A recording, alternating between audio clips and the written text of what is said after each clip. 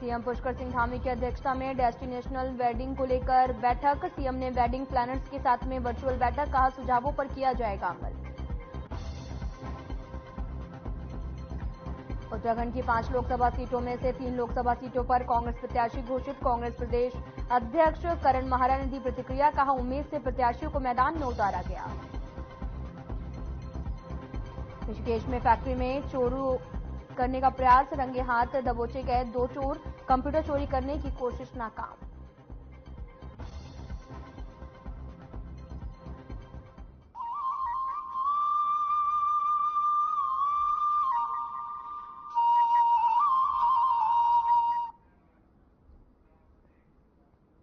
नमस्कार, मैं हूं आपके साथ अंकिता पाल। बुलेटिन की शुरुआत करते हैं। राज्य की शिक्षा व्यवस्था को बेहतर बनाने के लिए शिक्षा मंत्री डॉक्टर धन सिंह रावत शिक्षा अधिकारी के साथ में फिनलैंड और स्विट्जरलैंड की शिक्षा व्यवस्था का अध्ययन करेंगे।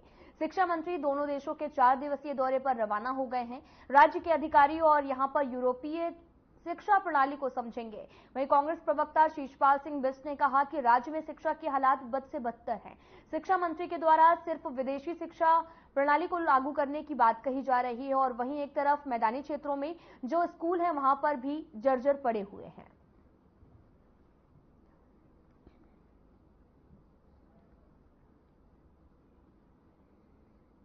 देखिए, शिक्षा की हालत वर्तमान में उत्तराखंड में बहुत खराब है। तमाम जो है प्राथमिक और माध्यमिक स्कूल जो है बंद हो रहे हैं और 1-2 की संख्या में नहीं, हजारों की संख्या में जो है बंद हो रहे हैं। स्कूलों में जो है भवन बहुत जर्जर हालत में है और वहाँ बच्चों के पढ़ने के लिए फर्नीचर नहीं है, वहाँ पर जो है उनके लिए शौचालय नहीं है और तमाम मूलभूत सुविधाएं जो बच्चों को मिलनी चाहिए वो नहीं मिल रही है। समय पे किताबें उनको नहीं मिलती। इससे ज्यादा और क्या होगा। और अटल उत्कृष्ट विद्यालय जो बड़ी महत्वाकांक्षा के साथ, बहुत प्रचार प्रसार के साथ सरकार ने शुरू किए थे, उनका पिछले साल रिजल्ट क्या रहा वो किसी से छुपा नहीं है। आप फिनलैंड का मॉडल लाइए या कहीं का भी मॉडल लाइए, लेकिन पहले आप जो स्कूल खुले हैं उनको बचाइए तो सही।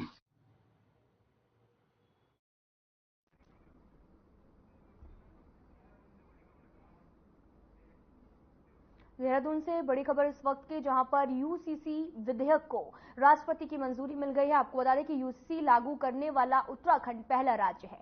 कॉमन सिविल कोड बिल को भी मंजूरी मिली। दरअसल राज्यपाल ने यूसीसी विधेयक राष्ट्रपति को भेजा है। साथ ही आपको बताते चले बड़ी खबर इस वक्त की, जहां पर राज्यपाल ने यूसीसी पर मंजूरी दे दी है। कॉमन सिविल कोड पर यह मंजूरी मिली है। दरअसल आपको बता दें कि यूनिफॉर्म सिविल कोड विधेयक को राष्ट्रपति की मंजूरी दे दी गई है और साथ ही यूसीसी लागू करने वाला उत्तराखंड पहला राज्य बन गया है। कॉमन सिविल कोड बिल को मंजूरी मिली। राज्यपाल ने यूसीसी विधेयक राष्ट्रपति को भेजा है।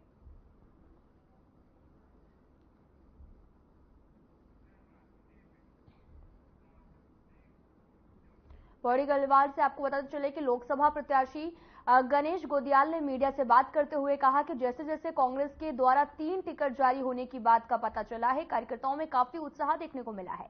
गढ़वाल लोकसभा क्षेत्र में टिकट मिलने के बाद मुझ में भी उत्साह का संचार हुआ है।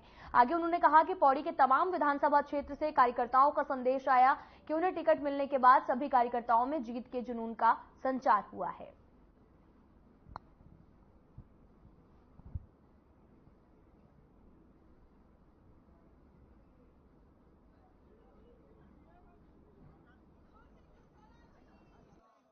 जैसे ही ये बात आम लोगों को पता चली कि 3 टिकट डिक्लेयर हुए हैं, तीनों लोकसभा क्षेत्रों में कार्यकर्ताओं में बहुत उत्साह देखने को मिला।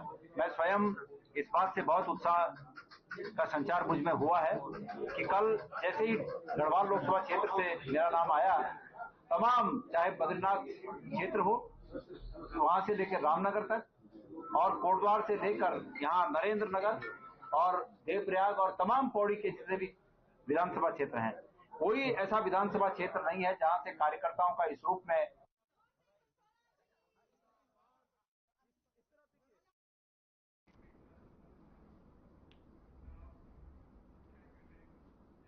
कांग्रेस पार्टी ने उत्तराखंड की 5 लोकसभा सीटों में से 3 लोकसभा सीटों पर प्रत्याशियों की घोषणा कर दी है, जिसके बाद कांग्रेस प्रदेश अध्यक्ष करण माहरा की पहली प्रतिक्रिया सामने आई।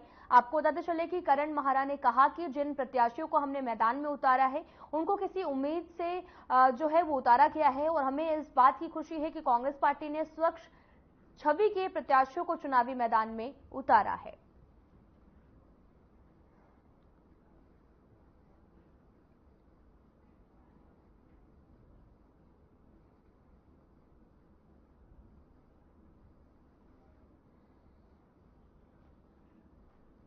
प्रत्याशी उतारे हैं तो कुछ उम्मीद से ही उतारे होंगे और मैं खुश हूं कि अच्छे प्रत्याशी हैं। हमारे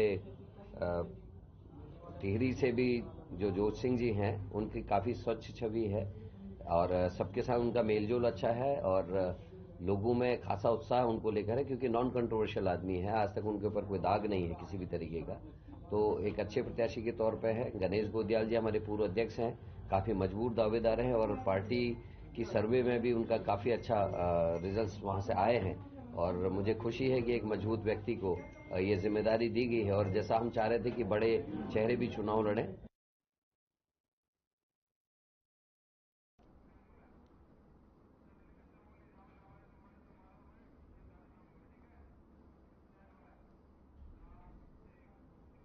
तो सीधा आपको लेकर चलते हैं चमोली, जहां पर लाभार्थी सम्मान समारोह कार्यक्रम आयोजित किया गया। कार्यक्रम में सीएम धामी भी शामिल हुए हैं। तो सीधा आपको लेकर चलते हैं चमोली।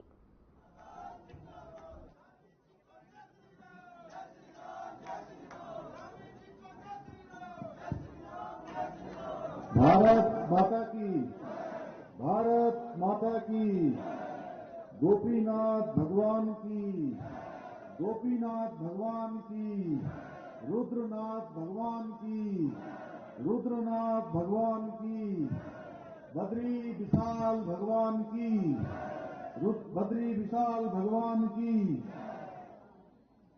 आज गोपेश्वर के इस लाभार्थी सम्मान समारोह में मंच पर आसीन आप सबके बीच में जिन्होंने अपना बाल्यकाल से लेकर अब तक अनेक कार्यों को आगे बढ़ाया है, इसी जनपद चमोली के बेटे भाई जिनको हमारी पार्टी ने दुनिया की सबसे बड़ी पार्टी की वो प्रदेश अध्यक्ष और साथ में अभी हमारे केंद्रीय नेतृत्व ने हम सब लोगों ने प्रदेश की सेवा करने के लिए अभी वो राज्यसभा के सांसद निर्वाचित हुए हैं। ऐसे हमारे जुझारू और कर्मठ प्रदेश के अध्यक्ष जिनकी एक कर्म भूमि रही है आदरणीय महेंद्र भट्ट जी और इस गढ़वाल लोकसभा के बहुत ही लोकप्रिय सांसद, सहजता, सरलता और निश्चलता जिनकी पहचान है और अब जिनके साथ मेरा व्यक्तिगत संबंध लगभग 30 वर्षों से भी ज्यादा समय से है। हमारे बड़े भाई के रूप में हम सब संगठन में काम करते थे। आदरणीय तीरथ जी हमारे कर्णप्रयाग क्षेत्र के लोकप्रिय विधायक, आदरणीय अनिल नौटियाल जी थराली क्षेत्र के लोकप्रिय विधायक, भाई गोपाल राम टंडा जी भारतीय जनता पार्टी के जिलाध्यक्ष, श्री रमेश मैथुरी जी उत्तराखंड जलागम परिषद के उपाध्यक्ष, आदरणीय रमेश गढ़िया जी लोकसभा गढ़वाल के प्रभारी, श्री पुष्कर काला जी पूर्व विधायक, मुन्नी देवी शाह जी उपाध्यक्ष जीकेटीसी, किशोर पवार जी संयोजक लोकसभा, विजय कपड़वार जी जिला महामंत्री, राकेश जोशी जी निवर्तमान नगर पालिका की अध्यक्ष, बहन पुष्पा पासवान जी संयोजक हमारे बद्रीनाथ विधानसभा, श्री गजेंद्र रावत जी युवा मोर्चा के अध्यक्ष, भाई महावीर जी जो हमारे नीचे बैठे हुए हैं, पूर्व नगर पालिका के अध्यक्ष संदीप जी, कर्नल हरेंद्र जी, युवा मोर्चा संयोजक चंद्रकला तिवारी जी, प्रदेश सह संयोजक सैनिक प्रकोष्ठ हरेंद्र जी, मंडल अध्यक्ष नगर श्री महेंद्र राणा जी, मंडल अध्यक्ष दसोली वल्लभ बख्शा सतल्याल जी, हमारे पार्टी के सभी आए हुए सभी पदाधिकारीगण, सभी हमारे जनप्रतिनिधिगण, सभी जिला पंचायत, क्षेत्र पंचायत, ग्राम प्रधान एवं सभी हमारे आज बड़ी संख्या में पधारे हुए यहाँ पर हमारी मातृशक्ति, मेरी माताएं, बहनें, बड़े बुजुर्ग, मेरे नौजवान साथियों, उपस्थित हमारे सभी मीडिया के हमारे मित्र, पत्रकार बंधु, छायाकार बंधु, हमारे जिला प्रशासन के सभी अधिकारीगण, जिलाधिकारी श्री हिमांशु जी, हमारे साहसी श्री सीडीओ, एसपी रेखा जी एवं सभी कर्मचारीगण, मैं सबसे पहले तो आज इतनी बड़ी संख्या में आप सब लोग इस लाभार्थी सम्मान समारोह में उपस्थित हुए। आप सबने यहां पर आकर मेरे साथ आरडी महेंद्र भट्ट जी का, हमारे गढ़वाल लोकसभा के सांसद आरडी तीरथ जी का, हमारे विधायकगणों का, सबका आपने जो उत्साह बढ़ाया, जो आपने अभिनंदन किया, रास्ते भर स्वागत किया, और सबसे बड़ी बात यह है कि मैं देख रहा हूं कि लगभग 12 बजे हम लोग यहां पहुंच गए थे और 12 बजे से लेकर अभी तक जितने लोग यहां कुर्सियों में बैठे हुए हैं, सारे के सारे उतनी ही संख्या है, एक भी संख्या कम नहीं हुई। और आपने रास्ते पर जिस प्रकार से हमारा स्वागत किया, अभिनंदन किया, हमारी माताओं बहनों ने यहां मंच से मंगल गीत गाए, हमको अपना आशीर्वाद दिया, मैं भी आप सभी को, अपनी माताओं बहनों को, बुजुर्गों को, नौजवानों को दोनों हाथ जोड़कर, सिर झुकाकर आपको प्रणाम करता हूं, आपको नमन करता हूं, आप सबका अभिनंदन करता हूं। भाइयों बहनों, जब हम लाभार्थियों की बात करते हैं तो पिछले 10 सालों में जो हमारे प्रधानमंत्री मोदी जी का कालखंड है, इस कालखंड में शायद भारत का एक भी व्यक्ति ऐसा नहीं होगा जिसको कोई न कोई लाभ नहीं मिला होगा। किसी को किसान सम्मान निधि मिली है, किसी को आयुष्मान भारत मिला है, किसी को उज्ज्वला योजना मिली है, किसी को प्रधानमंत्री आवास योजना में लाभ मिला है, किसी को गरीब कल्याण योजना में लाभ मिला है, किसी को स्वच्छ भारत में जो इज्जत घर बनाए गए हैं उसमें लाभ मिला है। लाभार्थियों की संख्या बहुत बड़ी है और एक एक व्यक्ति को, एक एक परिवार को कई सारी योजनाओं का लाभ मिला है। मेरा सौभाग्य है कि आज मैं धार्मिक और सांस्कृतिक रूप से बहुत ही इस पवित्र भगवान गोपीनाथ की धरा पर विभिन्न योजनाओं को, लाभार्थियों को आज यहां पर जहां सम्मानित करने का अवसर मिला है, वहीं विकास की बहुत सारी योजनाओं को, जिसमें 229 करोड़ 31 लाख की योजनाओं का आज यहां पर शिलान्यास एवं लोकार्पण किया गया है। कुल शिलान्यास में से 138 करोड़ 90 लाख की योजनाओं का शिलान्यास बद्रीनाथ मास्टर प्लान के अंतर्गत, 28 करोड़ 55 लाख की लागत की योजनाओं का शिलान्यास माणा मास्टर प्लान के अंतर्गत भी अभी यहां पर हमारे द्वारा किया गया है। इसके साथ साथ जो हमारे प्रधानमंत्री जी की जो बहुत महत्वाकांक्षी योजना है जल जीवन मिशन, उसके अंतर्गत भी 13 करोड़ 26 लाख की लागत की योजनाओं का आज यहां शिलान्यास किया गया है, जिसमें 99.85% यानी कि 76,408 परिवारों को जल संयोजन यानी कि जल जीवन मिशन के अंतर्गत लाभान्वित किया गया है।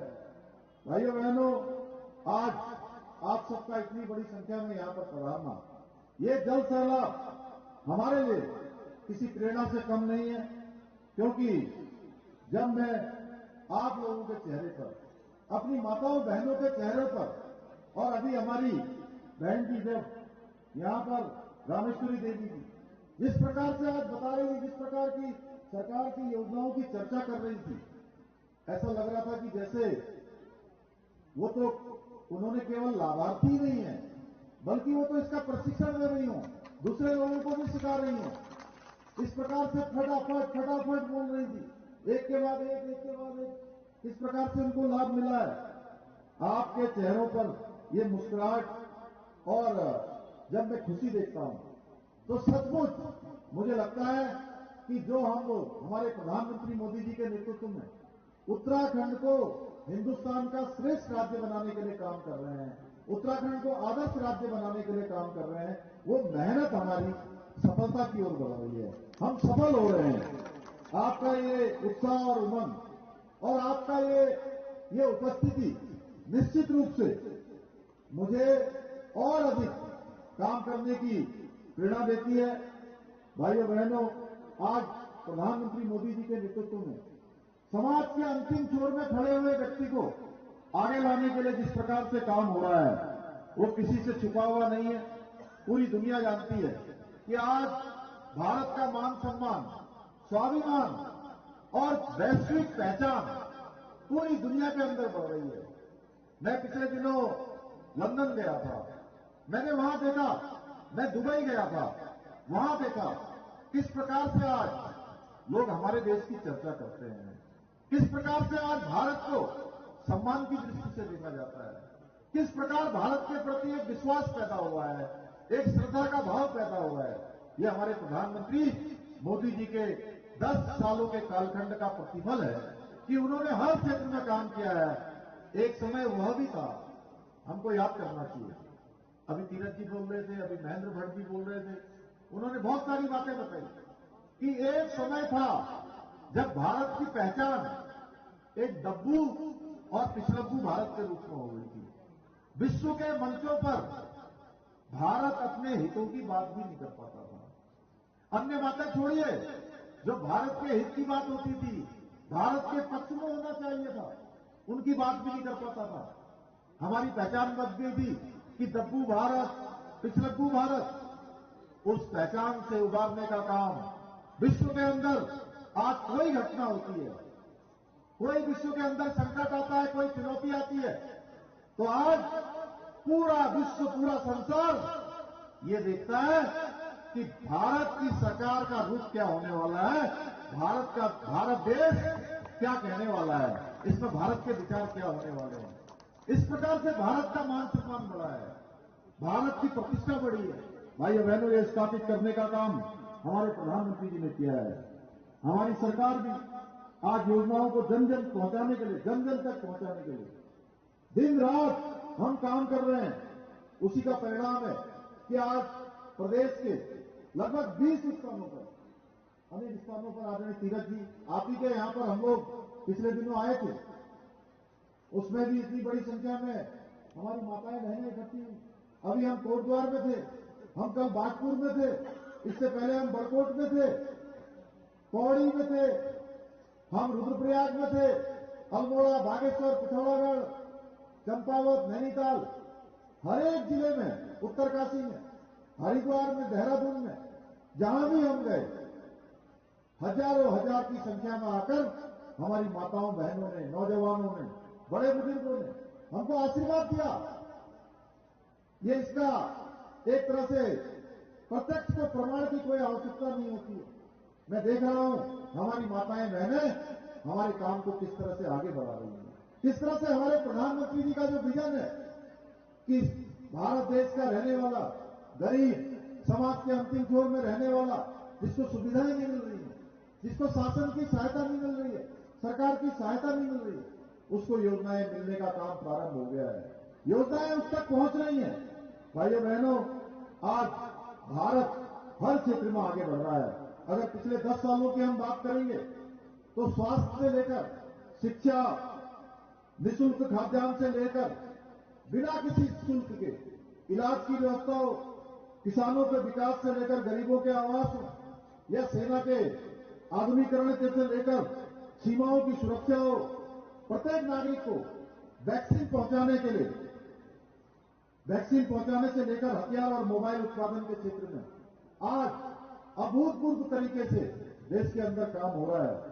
आज देश में हमारे प्रधानमंत्री मोदी जी के नेतृत्व में 80 करोड़ लोगों को मार्च महीने से 2020 से लेकर अभी तक खाद्यान्न देने का काम हो रहा है। किसी के घर का चूल्हा न बुझे, जो कोरोना महामारी में गरीब कल्याण योजना प्रारंभ हुई, वो योजना अनवरत रूप से जारी है और प्रधानमंत्री मोदी जी ने उसको अगले 5 सालों के लिए पहले ही तय कर दिया है कि अगले 5 सालों तक भी ये खाद्यान्न योजना चलेगी। हमारे प्रधानमंत्री जी की दिव्य दृष्टि थी कि 50 करोड़ जनधन के खाते गरीबों के लिए खोले गए, जिनका प्रयोग आज हमारे जो जरूरतमंद लोग हैं, जो लाभार्थी हैं, उनके खातों में कोई कमीशन कटे हुए, किसी बिचौलियों को घूस दिए बिना सीधे डीबीटी से जितना पैसा भेजा जा रहा है, डीबीटी के माध्यम से सीधे सीधे उनके खातों में पहुंच रहा है। एक पैसे की भी कहीं कटौती नहीं हो रही है। महिला सशक्तिकरण के क्षेत्र में मातृशक्ति के उत्थान के लिए भी अभूतपूर्व काम किया जा रहा है। हमारे प्रधानमंत्री जी ने इसका बीड़ा उठाया और ग्रामीण क्षेत्र में आज आप स्वयं देखिए, जब ये इज्जत घर नहीं होते थे, शौचालय नहीं होते थे, कितनी परेशानियों का सामना करना पड़ता था। 12 करोड़ देश के अंदर शौचालय बनाने का काम हुआ, इज्जत घर बनाने का काम हुआ। इसके साथ ही पिछले 10 वर्षों में 10 करोड़ से अधिक उज्ज्वला के कनेक्शन दिए गए। उज्ज्वला योजना का लाभ 10 करोड़ परिवारों तक देने का काम हुआ है और विभिन्न क्षेत्रों में रोजगार के मेले आयोजन करके 10 लाख लोगों को रोजगार देने का काम भी प्रारंभ हो गया है। रोजगार दिया जा रहा है उत्तराखंड के अंदर भी। अभी महेंद्र भट्ट जी बता रहे थे कि प्रत्येक दिन ऐसा कोई दिन नहीं होता है जिस दिन किसी न किसी विभाग के चयन होने वाले अभ्यर्थियों को हम अपने हाथ से जिस दिन नियुक्ति पत्र प्रदान न करते हैं। यह हमारे प्रधानमंत्री जी की प्रेरणा से लगातार ये काम चल रहा है। अब ये बताइए, ये प्रश्न कई बार मेरे मन में आता है, आपके मन में भी आता होगा, आखिर ये सब काम आज ही क्यों हो रहे हैं? इन 10 सालों में ये काम क्यों हुए हैं? ये सब काम पहले की सरकारें भी कर सकती थी, लेकिन उन्होंने नहीं किया, क्योंकि वो केवल एक परिवार की जो चापलूसी करने में लगे रहते थे, उसी के चक्कर लगाते रहते थे, परिवारवाद को बढ़ाने का कार्य करते थे। महिलाओं को, हमारी मातृशक्ति को, माताओं बहनों को खुले में शौच के लिए मजबूर करने का काम भी इन्होंने किया। महिलाओं को चूल्हे में धुआं खाना बनाने पर मजबूर किया, उनको बीमार होने के लिए मजबूर किया, इलाज के अभाव में दम तोड़ने के लिए मजबूर किया। लेकिन मोदी जी ने आज हमको इलाज की भी गारंटी दी है, आज हमको स्वास्थ्य की भी गारंटी दी है, आज उन्होंने हमें आवास की भी गारंटी दी है, आज उन्होंने स्वच्छ जल की भी गारंटी दी है, आज उन्होंने हर प्रकार से हमारी सब प्रकार की गारंटियां सुनिश्चित की हैं। हमने पिछले दिनों देखा मोदी जी का जो वाहन है, विकसित भारत संकल्प यात्रा में गांव-गांव गया, हर एक व्यक्ति जो लाभार्थी हो सकता था, जिसको योजनाओं का लाभ दिया जा सकता था, उन सभी को लाभ दिया जाने का काम हो रहा है। क्योंकि मोदी जी ने पूरे भारत के 140 करोड़ लोगों को अपना परिवार माना है। उन्होंने उत्तराखंड के लोगों को अपना परिवार माना है, हर गरीब को अपना परिवार माना है, हर मजदूर के परिवार को अपना परिवार माना है। इसलिए बिना रुके, बिना थके, 18 घंटे 20 घंटे बिना सोए अनवरत रूप से वो देश को आगे बढ़ाने के लिए काम कर रहे हैं। भाइयों बहनों, ये आजाद भारत के इतिहास में पहले ऐसे प्रधानमंत्री हैं जिन्होंने इतने सारे फैसले लिए हैं, अभूतपूर्व कार्य किए हैं। 2014 से पहले विकास का इंजन किस प्रकार से ठप पड़ गया था, किस प्रकार से धीमा हो गया था, आज किस प्रकार सरपट विकास की योजनाएं आगे बढ़ रही हैं, विकास के काम आगे बढ़ रहे हैं। स्वास्थ्य सेवाएं 2014 से पहले बीमार थी, आज हमारे प्रधानमंत्री जी के नेतृत्व में स्वास्थ्य के क्षेत्र में भी अभूतपूर्व रूप से विकास तेजी आगे बढ़ रहा है। सड़कों की हालत कितनी खस्ता थी, ये किसी से छिपा हुआ नहीं है। ये 4 धाम ऑल वेदर रोडें या पूरे उत्तराखंड के एक कोने से दूसरे कोने को जोड़ने का जो काम हुआ है, ये 2014 के बाद हमारे प्रधानमंत्री मोदी जी के नेतृत्व में हुआ है। आज देश के अंदर 38 किलोमीटर सड़क प्रत्येक दिन बनाई जा रही है। पहले बच्चों को वैक्सीन लगाने के लिए किस प्रकार इधर उधर भटकना पड़ता था, आज मिशन इंद्रधनुष योजना के तहत जानलेवा बीमारियों से बचाने के लिए बच्चों को वैक्सीन लगाने का काम हो रहा है। 2014 के बाद से देश में हर साल एक नए आईआईटी का निर्माण हुआ है। 2014 के बाद हर साल देश में एक नया आईआईएम बनाया गया है। 2014 के बाद हर सप्ताह यानी कि हर हफ्ते देश में एक नई यूनिवर्सिटी खोली गई है। 2014 के बाद हर दिन देश में 2 नए कॉलेज खोले जा रहे हैं। 2014 के बाद जब से प्रधानमंत्री मोदी जी देश के प्रधानमंत्री बने हैं, हर एक दिन देश में एक नए आईटीआई का निर्माण कार्य किया जा रहा है। इतना ही नहीं, अभी आपने देखा 2 दिन पहले देश के अंदर जो सीएए का कानून संसद में पास किया गया, हमारे तीरथ जी इसके साक्षी बने। फिलहाल इस वीडियो में इतना ही। नमस्कार।